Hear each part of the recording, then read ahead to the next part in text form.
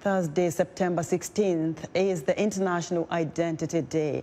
It is marked as a tribute to the United Nations Sustainable Development Goal 16.9, which calls for identity for all individuals by 2030. ID for Africa is an NGO that aims to help develop robust ecosystems in the service of development and humanitarian action. To commemorate the day, ID for Africa organized a virtual livecast. A panel comprising identification experts addressed why inclusion appears to remain a major challenge for identity systems across Africa. For more, VOA's Peter Clotty spoke to Joseph J. Atick, Executive Chairman of ID for Africa, via Skype. Inclusion is a very important objective worldwide. It happens to be a problem in Africa because 500 million people in Africa are not included, are excluded. So it becomes a problem because historically, Africa has had difficulty building civil registers or even keeping national population register records in place with the periods of conflict and civil wars that had followed independence. Resulted in the loss of data and the state's inability to know who exists on their territories. And if you don't know the people on your territories, you cannot manage to offer them services or give them the rights that are due. And so inclusion in Africa is a challenge because people are invisible. The panelists of experts are expected to propose recommendations. How does the organization plan to work with African governments specifically to implement these anticipated proposed solutions?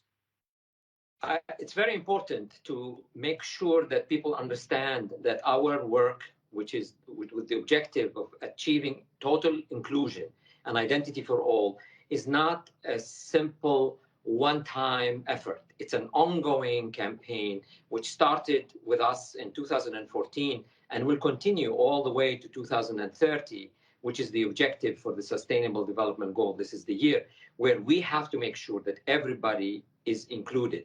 And in order to do that, there is no one size fit all.